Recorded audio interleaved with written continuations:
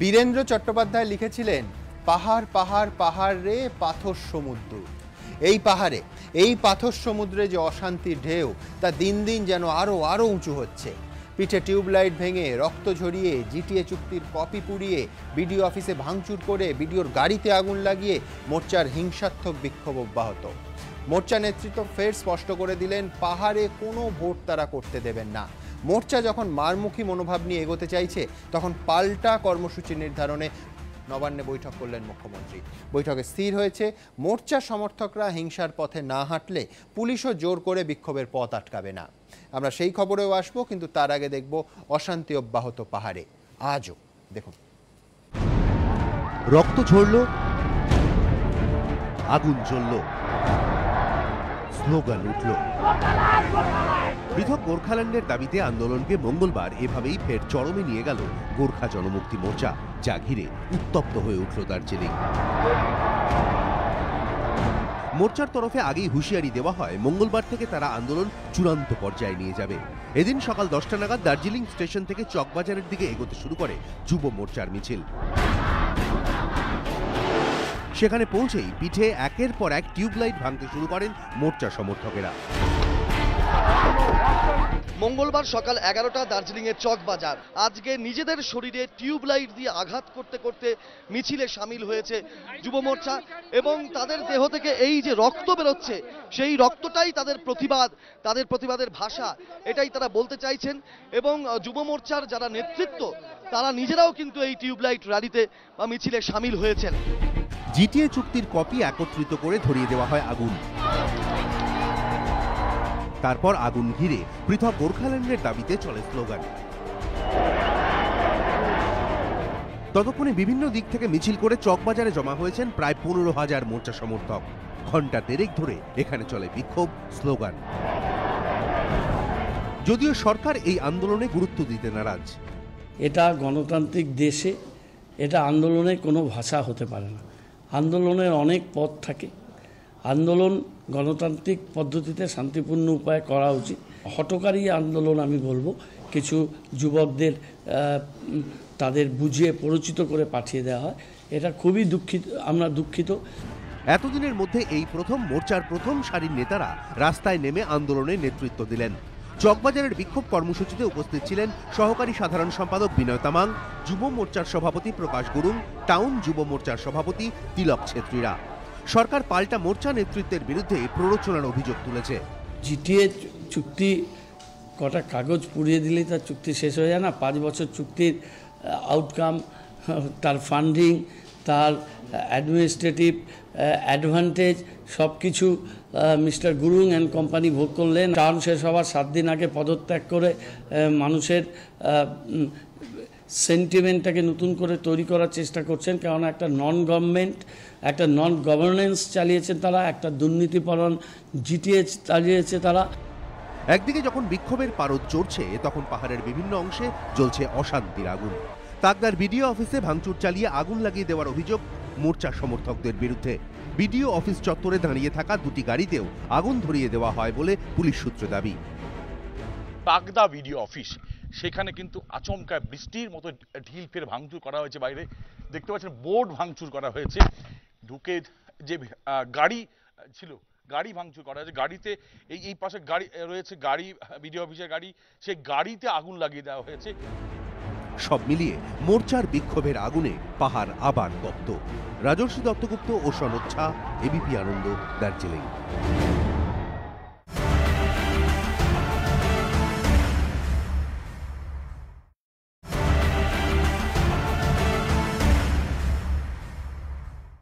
অঞ্জনদা, প্রতিদিন পাহাড়ের পরিস্থিতি খারাপ থেকে খারাপতর হচ্ছে। একদিকে জিটিএ চুক্তি জ্বলছে, অন্যদিকে বিডিও অফিস আক্রমণ, বিডিওর গাড়ি জ্বলছে। এই অনুষ্ঠানে কিছুদিন আগেই তুমি বলেছিলে যে গুরুংরা যা চাইছে, যা বলছে, সেটা পাহাড়ের শান্তিপ্রিয় মানুষের কথা নয়। আমার আজকে প্রশ্ন, যে কাঞ্চনজঙ্ঘা ঘিরে কুয়াশার এই শুভবুদ্ধিকে কেন আচ্ছন্ন করছে? কই অন্য বক্তব্যগুলো, শান্তিকামী দৃষ্টিকোণগুলো আর তো দেখা যাচ্ছে না।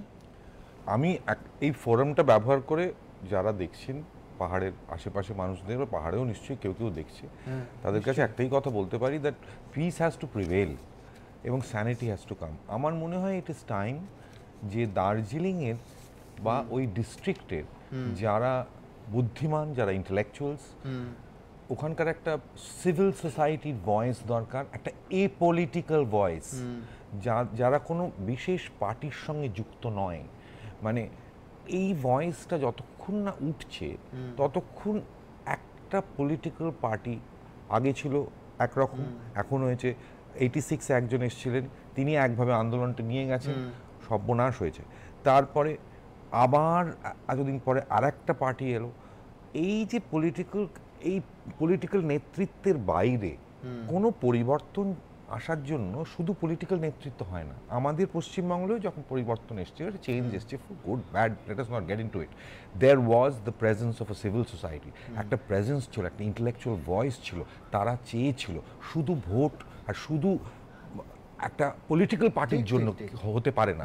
তো ইন্টেলেকচুয়ালস, সিভিল সোসাইটি, এই পলিটিক্যাল, এই ভয়েসটা যতক্ষণ না দার্জিলিং এর মানুষকে, এবার কিন্তু দে হ্যাভ টু টেক, মানে যারা সত্যি মানে যারা বুদ্ধিমান দার্জিলিং এর মানুষকে এবার কিন্তু উঠে দাঁড়াতে হবে। আচ্ছা, এখানে আমার দ্বিতীয় প্রশ্ন, যে ইতিমধ্যে পুলিশ বাহিনী এবং অস্ত্রসজ্জ সজ্জিত আরক্ষা বাহিনী তারা চ্যালেঞ্জের মুখে পড়ছে, সাধারণ মানুষ দার্জিলিংয়ে তারা কি এই হিংসার বিরুদ্ধে রুখে দাঁড়াতে পারবে? সেটা সম্ভব? এককভাবে তো দূরস্থান, এককভাবে নয়, কিন্তু আস্তে আস্তে ওই ভয়েসটা দরকার, বিভিন্নভাবে ভয়েসটা দরকার। তা না হলে এই সেলফ ভায়োলেন্স বলো বা গাড়ি জ্বালিয়ে দেওয়া বলো, এই ভায়োলেন্সের মধ্যে দিয়ে এটা সারা পৃথিবীতে ফেল করে গেছে। এটা নিয়ে কোনো প্রশ্নই আর উঠতে পারে না, এটাকে কোনোভাবেই সাপোর্ট করা যায় না আর কি। যে বন্ধটা হচ্ছে সেটা লিগালি ডিক্লেয়ার্ড হয়ে গেছে ইলিগাল। এবার তো স্যানিটিতে আসতে হবে। একটা পলিটিক্যাল পার্টি স্যানিটিতে আসতে চাইছে না, তারা এটা করে যাচ্ছে। তারা অন্য পলিটিক্যাল পার্টিগুলো কি করছে? দার্জিলিংয়ের যিনি এমপি হয়ে এলেন, তিনি কোথায়? তিনি নীরব কেন? সেন্টার কেন নীরব? এই যে এই প্রশ্নগুলো আমার কাছে ইম্পর্টেন্ট। ঠিক। আমি দ্রুত একবার পঙ্কজদার কাছে যাব। পঙ্কজদা, এখানে তো কেন্দ্র সরকারের ভূমিকা, সেখানে আপনাদের দলের অবস্থান নিয়েই এত বিভ্রান্তি। একদিন বলেন যে গোর্খাল্যান্ড আমরা সমর্থন করি না, আরেকদিন আপনাকে অভিনন্দন জানাই, আরেকদিন বলা হয় যে গোর্খাল্যান্ড নামে আপত্তি আছে কিন্তু আমরা ছোট রাজ্যের পক্ষে, আবার রাহুল সিনহা অন্য কথা বলেন, আবার দিলীপ ঘোষ বলেন যে না আমরা গোর্খাল্যান্ডের বিরুদ্ধেই আছি। আমি বলছি এই অস্পষ্টতার একটা ব্যাখ্যা হয় যে কেন্দ্রীয় কোনো সিদ্ধান্ত নেই, দ্বিতীয় আরেকটা মারাত্মক ব্যাখ্যা হয়, সেটা হচ্ছে রাজনৈতিক কারণেই এই অস্পষ্টতা, যে সমতলের মানুষ যেটা ভাববেন সেটা তাদের সামনে দেখাবো, পাহাড়ের মানুষ যেটা পাশে থাকবেন সেটা তাদের বলবো। দুদিকই রাখলাম, এরকম বিষয়টা নয়। আপনি দেখেছেন যে আগের দিন কেন্দ্রীয় নেতৃত্বের পক্ষ থেকে পরিষ্কার করে কৈলাস বিজয়বর্গীয় বলে দিয়েছে, পরের দিনই তো 24 ঘন্টা কাটতে না কাটতেই গুলিয়ে গেল। এবার আমি যেটা বলি যে আমি দেখছিলাম মানে গত পরশু দিন, গতকাল বা পরশু, প্রশান্ত তামাং, তার একটা যে তাদের বলা হয়েছে এরকম, আমি জানি না, আমি কারণ যত এই কথাগুলো বলা হবে, আমি এটাই বলছি, তত কিন্তু পার্থক্যটা, ফাটলটা বাড়বে। আমার যেমন মনে হয়েছে, আমার আস্তে আস্তে মনে হয়েছে যে অপরাজিতা রায় যে আইপিএসকে পাঠানো হয়েছে, তাকে ওটা দমনের জন্য না পাঠিয়ে যদি দূত হিসাবে পাঠানো যেত তাহলে মনে হয় বেশি কাজ হতো। কিন্তু অপরাজিতা রায়, না আমি বলছি এককভাবে পাঠানো, খুব এফিশিয়েন্ট। না আমি বলছি এককভাবে কাউকে দায়িত্ব দেওয়া হয়েছে বলে আমি জানি না। পাহাড়ের যদি কেউ থাকে, তাকে যদি আমরা নেগোসিয়েশনের জন্য যদি পাঠাই, যেটা অঞ্জনবাবু বললেন যে কোথাও তার দরজাটা খুলতে হবে, এটা ঘটনা যেটা এবং আপনি মানবেন রাজ্য সরকার কোনো পূর্বশর্তও কিন্তু দেয়নি যে এটা বন্ধ করো, তবে আলোচনা দেওয়া হয়েছিল, পরে দেওয়া হয়নি, এটাও ঠিক। কিন্তু আমি বলছি যে কোথাও একটা আলোচনার দরজা, যিনি এই নেগোসিয়েশনটা চালু করতে পারেন, সেটা আমি মনে হয় বহুদিন ধরে বলেছিলাম ট্রাইপার্টাইট, তখনও কিন্তু আলোচনা না, আমরা আলোচনা কাউকে চাই না, এইরকম জায়গায় আমাদের আসতে চাইছিলাম। চন্দ্রমাদি, একটা হচ্ছে যে পাহাড়ের দলগুলো দেখুন প্রত্যেকে কিন্তু কনসলিডেট করছে। আমি বলছি যে সিংমারির ঘটনায় আজকে সিআইডির তদন্তকারী দল পৌঁছেছে, তারা ঘটনা কি ঘটেছিল খুঁজে বার করে, ফেয়ার এনাফ। কিন্তু আমি বলছি যে পাহাড়ের ঘটনায় সবাইকে একত্রিত করে দিল এবং সেই একটা দাবি গোর্খাল্যান্ড। না, ঘটনাটা দেখুন কি দাবিটা হচ্ছে ভারতবর্ষের একটা প্রদেশ আর একটা প্রদেশ হবে, এটা হচ্ছে দাবি। অথচ এই দাবিটাকে মেটেরিয়ালাইজ করতে গিয়ে কোনো রকমের ভারতবর্ষের সংবিধান সেটা মানা যাবে না, ভারতবর্ষের আইন সেটা মানা যাবে না, যত রকমের অবৈধ কাজ সেগুলো করা হবে। আজকে যে কাজটা করেছেন, যেটা হচ্ছে টিউবলাইট ভাঙছেন, এই যে প্রভোগ করা, এগুলোও তো ফৌজদারি অপরাধ। যারা করছেন, যারা প্রভোগ করছেন, তো এটা তো ইন্ডিয়ান ল, এই আইনগুলো মানবেন না, এটা আন্দোলনের মুখ হতে পারে না। এই আন্দোলন কোনো সময় গণতান্ত্রিক পদ্ধতি অবলম্বন করে না হলে আন্দোলন কখনো তার মাত্রা পায় না। তার কারণেই আজকে এই ধরনের আন্দোলনকে কেউ সমর্থন করছেন না, কেউ সমর্থন করছেন না। ফর দ্য টাইম বিং হয়তো দেখা যাচ্ছে কিছু লোককে ওরা জড়ো করছেন, মনে হচ্ছে আপাত দৃষ্টিতে কনসলিডেটেড হয়েছে, কিন্তু বাস্তবে মানুষ কিন্তু এই অশান্তি চান না। আর এইভাবে কোনো দাবিকে ইমপ্লিমেন্ট করা যায় না, মেটেরিয়ালাইজ করা যায় না। ধরুন পুরসভায় আপনাদের জোট সঙ্গী ছিলেন জিএনএলএফ, তারা গোর্খাল্যান্ড চাইছে। হরকা বাহাদুর বিধানসভায় আপনাদের তারা অনেক কারণ আমি আগেও বলে গেছি, বিশেষ বিশেষ কারণ তার অন্তরালে রয়েছে, সেগুলো আস্তে আস্তে প্রকাশ পাবে। কিন্তু ঘটনা হলো এটা চাইছেন, কিন্তু চাওয়ার কায়দাটা কি এটা? এইভাবে কি চাইতে পারে কেউ? কখনো কোনো নেতৃত্ব তার কর্মীকে বলতে পারে যে তুমি পিঠে টিউবলাইট ভাঙো আর এরম রক্তাক্ত হও? এটা কি করতে পারে কেউ? এটা হতে পারে না কখনো, কারণ তাহলে তো আইন বলে কিছু থাকে না। এক তো বন্ধ করছেন, যেটা অঞ্জনবাবু এক্ষুনি বললেন সঠিকভাবে, এবং এটা সুপ্রিম কোর্টের আইনটা ফলো করে, রায়টা ফলো করে, সুতরাং সেখানে অবৈধভাবে করছেন বন্ধ। এবং এত অগণতান্ত্রিকভাবে কোনো রাজনৈতিক দলের একটা আন্দোলন চলতে পারে না। অগণতান্ত্রিক কথাটা ব্যবহার করছেন চন্দ্রিমা ভট্টাচার্য। আমি দেখাবো যে অনেকে গণতন্ত্রের ইঙ্গিত মনে করতেন যে জিটিএ কে আছে চুক্তির প্রতিলিপি পোড়ানো হলো পাহাড়ের বিভিন্ন জায়গায়। পৃথক গোর্খাল্যান্ডের দাবিতে গোর্খাল্যান্ড টেরিটোরিয়াল অ্যাডমিনিস্ট্রেশন বা জিটিএ থেকে ইতিমধ্যেই পদত্যাগ করেছেন মোর্চার সদস্যরা। মঙ্গলবার দার্জিলিংয়ের চকবাজারে রাস্তার ওপর জিটিএ চুক্তির কপি পুড়িয়ে বিক্ষোভ দেখালো মোর্চা সমর্থকেরা। 11টা বেজে 19 মিনিটে দার্জিলিং ঠিক এভাবেই জিটিএর ত্রিপাক্ষিক চুক্তিপত্র পুড়িয়ে দিয়ে জিটিএর সম্পূর্ণভাবে শেষকৃত্য সম্পন্ন করা হলো বলে মোর্চা ঘোষণা করলো এবং জানিয়ে দিলেন যে জিটিএর আর কোনো নির্বাচন হবে না এবং জিটিএ নিয়ে আর কোনো পাহাড়ে কথা বলবে না। आज जीटीए का हम लोग फ्यूनरल कर रहे हैं, फ्यूनरल। आज के बाद यहाँ का गोरखलैंड टेरिटोरियल एडमिनिस्ट्रेशन का कोई एंटिटी नहीं है। आज के बाद किसी के मुंह से भी जीटीए का वोट नहीं निकलेगा। শুধু চকবাজার নয়, তরাই ডুয়ার্স শহর জিটিএর অন্তর্ভুক্ত 45টি অঞ্চলে একই সময় একসঙ্গে জিটিএ চুক্তির কপি পোড়ায় মোর্চা। 2011 সালে যে পিন্টল ভিলেজে পি চিদাম্বরম, মমতা বন্দ্যোপাধ্যায় এবং বিমল গুরুংয়ের উপস্থিতিতে জিটিএ চুক্তি স্বাক্ষরিত হয়, সেখানেও এদিন জিটিএ চুক্তির কপি পুড়িয়ে বিক্ষোভ দেখান মোর্চার সমর্থকেরা। দিল্লিতেও পোড়ানো হয় জিটিএ চুক্তির কপি। সরকার অবশ্য প্রতিবাদ প্রদর্শনের এই পন্থা নিয়ে পাল্টা কটাক্ষ ছুড়ে দিয়েছে। কটা কাগজ পুড়িয়ে দিলেই তার চুক্তি শেষ হয়ে যায় না? 5 বছর চুক্তির আউটকাম, তার ফান্ডিং, তার অ্যাডমিনিস্ট্রেটিভ অ্যাডভান্টেজ সব কিছু মিস্টার গুরুং অ্যান্ড কোম্পানি ভোগ করলেন। আজকে টার্ম শেষ হওয়ার 7 দিন আগে পদত্যাগ করে মানুষের সেন্টিমেন্টটাকে নতুন করে তৈরি করার চেষ্টা করছেন। জিটিএ নির্বাচন নিয়েও এদিন ফের মোর্চার গলায় শোনা গিয়েছে হুঁশিয়ারির সুর। अगर फोर्सिबली स्टेट गवर्नमेंट यहाँ पर इलेक्शन इम्पोज किया जीटीए का, तब सभी पॉलिटिकल पार्टी को हम लोग अनुरोध रिक्वेस्ट करते हैं कि कोई भी पॉलिटिकल पार्टी उस इलेक्शन में न जाए और कोई भी जाएगा तो अपना रिस्क में जाना होगा। কদিন আগে মোর্চা সভাপতিও এই ইস্যুতে সরকারকে কার্যত চ্যালেঞ্জ ছুড়ে দেন। इलेक्शन होगा ही नहीं, हम लोग करने नहीं देंगे। যদিও সরকারের দাবি এসবই মোর্চার নজর ঘোরানোর চেষ্টা। একটা নন গভর্নেন্স চালিয়েছেন তারা, একটা দুর্নীতিপরণ জিটিএ চালিয়েছে তারা। প্রচুর অ্যানোমালিস আছে, আমরা খবর পাচ্ছি। তাই তারা আজকে মানুষের দৃষ্টি বিপদগামী করার জন্য তারা নতুন নতুন ইস্যুগুলোকে সামনে আনার চেষ্টা করছে। কড়া সরকার, অনড় মোর্চা, ফলে দার্জিলিংয়ে অশান্তির মেঘ কবে কাটবে তার কোনো দিশাই দেখা যাচ্ছে না। রাজর্ষি দত্তগুপ্ত ও সনদ ঝা, এবিপি আনন্দ, দার্জিলিং। প্রকাশ্যে মেয়াদ শেষ হওয়ার 7 দিন আগে জিটিএ শ্রাদ্ধ বলছেন, এটা হয় কোনোদিন? এটা হতে পারে যে উনি বললেন আর জিটিএর ফিউনারাল হলো? এমনি তো ফিউনারাল 30 তারিখে হবে, আর একটা ভারতবর্ষে থেকে, ভারতবর্ষের সবচেয়ে বড় বিউটি হচ্ছে এত বড় দেশ, এত মানুষ, কিন্তু 5 বছর অন্তর অন্তর ইলেকশনটা হয়, এটা ভারতবর্ষের বিউটি। প্রত্যেকটা প্রদেশ সেটাকে ফলো করে। উনি একটা প্রদেশ চাইছেন, কিন্তু সেখানে ইলেকশনটা হবে না। জিটিএ উনি ছিঁড়ে দিয়েছেন বলে জিটিএ চুক্তি ছেঁড়া হয়ে গেল, ফিউনারাল হয়ে গেল। এই হয় নাকি?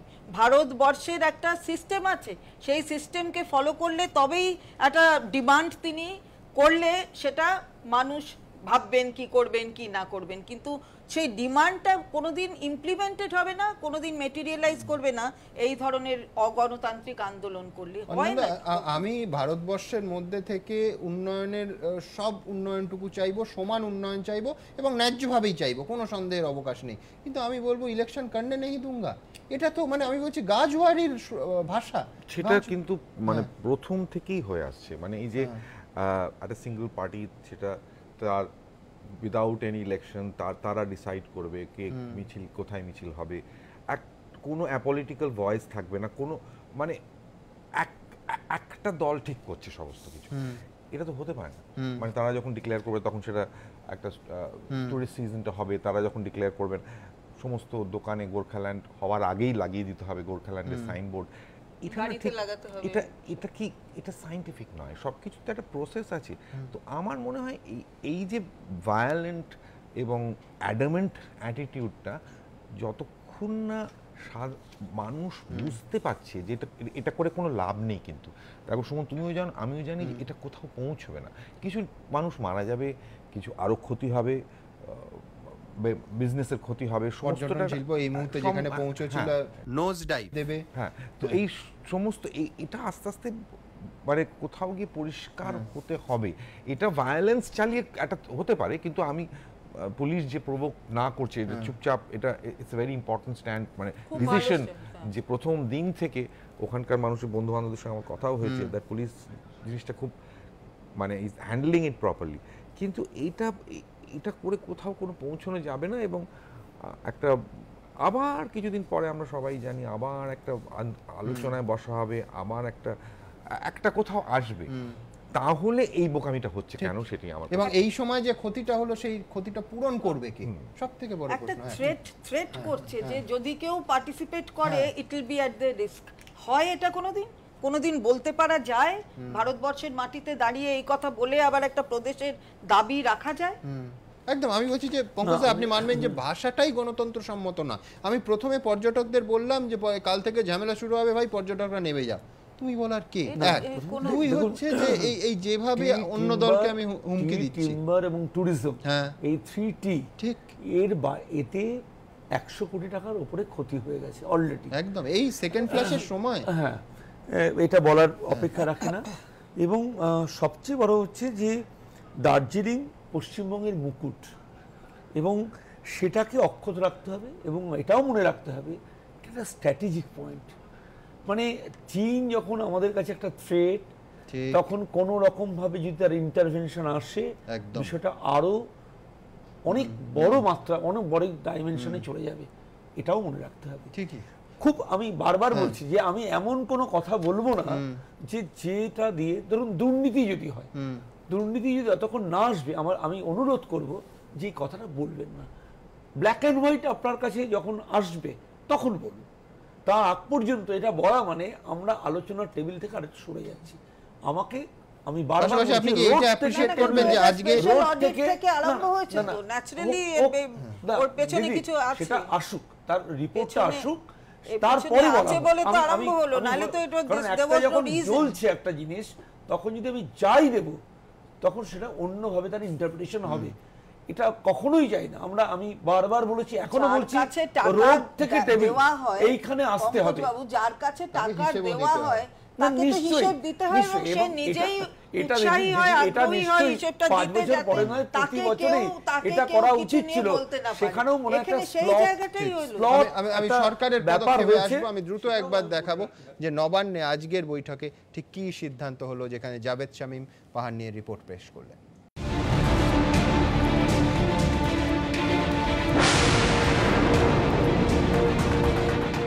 পাহাড়ে মুখোমুখি সরকার এবং মোর্চা, তবে দুজনের স্ট্র্যাটেজি আলাদা।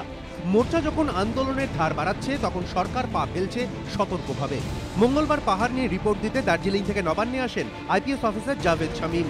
প্রথমে তিনি রাজ্য পুলিশের ডিজির সঙ্গে বৈঠক করেন, তারপর রিপোর্ট নিয়ে মুখ্য সচিব, স্বরাষ্ট্র সচিব এবং রাজ্য পুলিশের ডিজির সঙ্গে বৈঠক করেন মুখ্যমন্ত্রী। নবান্ন সূত্রে দাবি, মোর্চার বন্ধ তুলে কিভাবে পাহাড়ে শান্তি ফেরানো সম্ভব এ ব্যাপারে সরকারের পরবর্তী পদক্ষেপ কি হবে তা নিয়ে বৈঠকে আলোচনা হয়েছে। যদিও মোর্চা এদিন ফের স্পষ্ট করে দিয়েছে তারা সরকারের সঙ্গে কোনো আলোচনায় বসবে না। स्टेट गवर्नमेंट को भी हम लोग एक आगाह करते हैं कि आप लोग के साथ में हम लोग बातचीत नहीं करेंगे, सिर्फ बातचीत करेंगे तो सिर्फ सेंट्रल गवर्नमेंट से करेंगे, वो भी गोरखालैंड इश्यू पे करेंगे।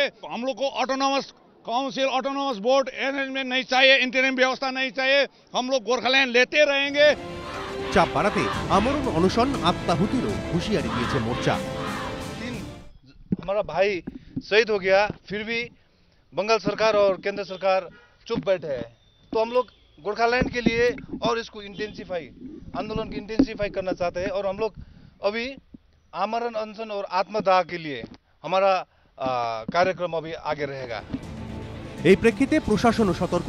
সূত্রের দাবি, সিদ্ধান্ত নেওয়া হয়েছে মোর্চা সমর্থকেরা আন্দোলনের পথে না হাঁটলে পুলিশ জোর করে কোনো আন্দোলনের পথ আটকাবে না, কারণ এর আগে তা করতে গিয়েই রণক্ষেত্র পরিস্থিতি তৈরি হয়েছে। সূত্রের দাবি, বৈঠকে এও সিদ্ধান্ত হয়েছে মোর্চা নেতৃত্বের কৌশল আঁচ করতে বাড়ানো হবে গোয়েন্দা নজরদারি। গোরখাল্যান্ডের দাবিতে আত্মহত্যার চেষ্টা হলে রুখতে হবে।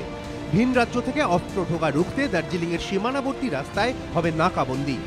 পাহাড়ে খাদ্য সংকট মোকাবিলায় রেশন দোকানগুলি খোলার চেষ্টা করা হবে, না হলে পাহাড়ে খাদ্যশস্যের গুদাম লুটের আশঙ্কা তৈরি হবে। তা রুখতে জারি থাকবে কড়া পুলিশি প্রহরা। মঙ্গলবারও মোর্চা সমর্থকেরা যখন চকবাজারে বিক্ষোভ দেখাচ্ছে তখন সেখানে চারদিক থেকে নিরাপত্তা বেষ্টনী তৈরি করে পুলিশ, কিন্তু জোর করে আন্দোলন আটকানোর চেষ্টা তারা করেনি। আমি একটা উঁচু জায়গায় রয়েছি এবং ঠিক এর নিচেই চকবাজারের বিস্তীর্ণ এলাকা জুড়ে মিছিল চলছে।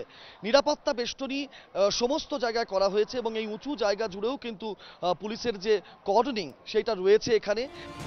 মোর্চা নেতৃত্ব অবশ্য প্রশাসনের এই সতর্ক পদক্ষেপকেও কার্যত নিজেদের জয় হিসেবেই দেখছে। তাদের দাবি, চাপে পড়েই পিছু হটতে হয়েছে সরকারকে। যদিও প্রশাসন সূত্রে পাল্টা দাবি, এটা পিছু হটা নয়, পাহাড় পরিস্থিতি নিয়ন্ত্রণে কৌশলী পদক্ষেপ মাত্র। এই চাপানুতরের মাঝে শিলিগুড়ির পুলিশ কমিশনারের দায়িত্ব দেওয়া হলো নীরজ সিংহকে। দার্জিলিং রেঞ্জের নতুন ডিআইজি করা হয়েছে হুমায়ুন কবিরকে। সুমন ঘরাই ও রাজর্ষি দত্তগুপ্ত, এবিপি আনন্দ। অঞ্জনদা, ৮৬ থেকে ৮৮ আন্দোলনে সব থেকে বেশি জিএনএলএফ এর এই আন্দোলনে ক্ষতি হয় কিন্তু যে শিক্ষা প্রতিষ্ঠানগুলো ওখানে থাকে সেই মানটায় আর পরবর্তীকালে পৌঁছে যাওয়া যায়নি। এবারে আশঙ্কা যে একদিকে চা শিল্প, অন্যদিকে পর্যটন শিল্প যে ধাক্কা খেলো, আমি জানি না কত দশকে এটা মেকআপ করা যাবে। আমার দেখো, এর থেকেও ভায়োলেন্স কিন্তু হয়েছে। হ্যাঁ, জিএনএলএফ এর সময় মিলিটারি নেমেছে, প্রচুর মারামারি হয়েছে, প্রচুর রক্তারক্তি হয়েছে।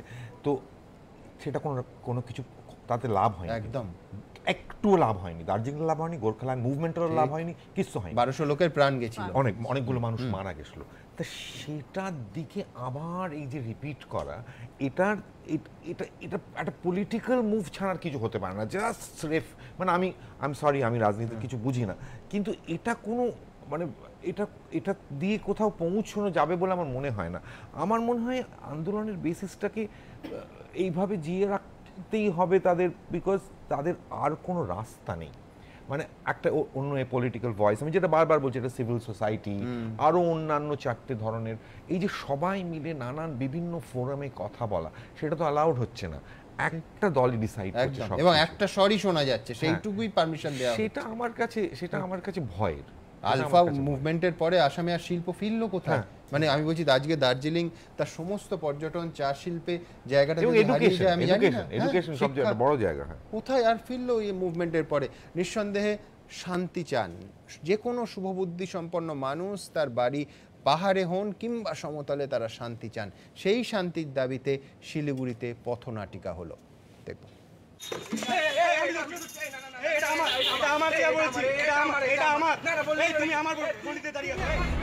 বিরোধ নয়, শান্তি চাই।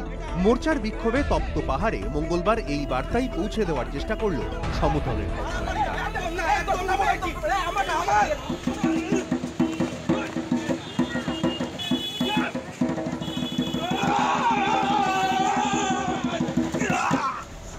পৃথক গোর্খাল্যান্ডের দাবিতে পাহাড়ে অনির্দিষ্টকালের বন্ধ ডেকেছে মোর্চা, যার জেরে সেখানে বিপর্যস্ত জনজীবন। এই প্রেক্ষিতে 3 মিনিটের এই পথনাটিকার ছত্রে ছত্রে বার্তা দেওয়ার চেষ্টা হয়েছে পাহাড় সমস্যার সমাধান মিলতে পারে শান্তির পথেই।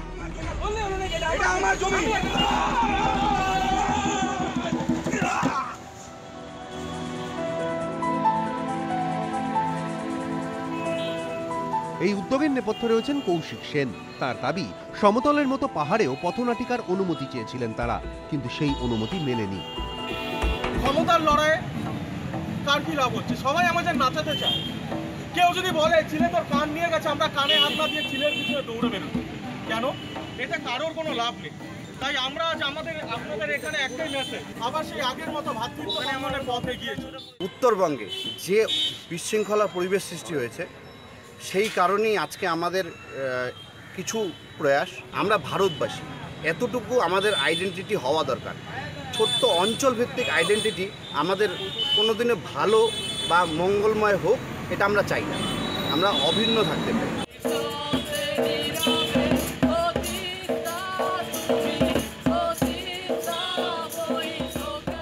মঙ্গলবার থেকে শিলিগুড়ির বিভিন্ন অংশে পথনাটিকা শুরু হয়েছে। তবে আগামী দিনে পাহাড়ে যাওয়ার অনুমতি মিললে শান্তির বার্তা নিয়ে তাঁরা সেখানেও পৌঁছে যাবেন বলে জানিয়েছেন কলাকুশলীরা। সনদ ঝা, এবিপি আনন্দ, Siliguri.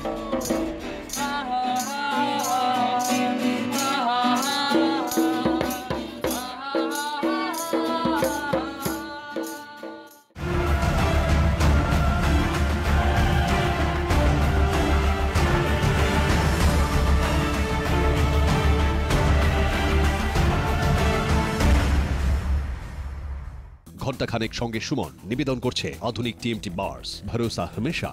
নিপস hotel management, eastern India's number 1। Wildstone perfumes, লোক তো নোটিস করবেই। পার্টনার বাই, অনিয়মিত জীবনে লিভারের সুরক্ষায় ব্যবহার করুন Livosin DS. Adi Akshay and company, college street ও বড়বাজার। এক্সাইড ইনভার্টিউলার, চলবে দ্বিগুণ। এবং সুরক্ষা ডায়াগনস্টিক, 25 বছর ধরে সবার সুস্থ থাকার ঠিকানা।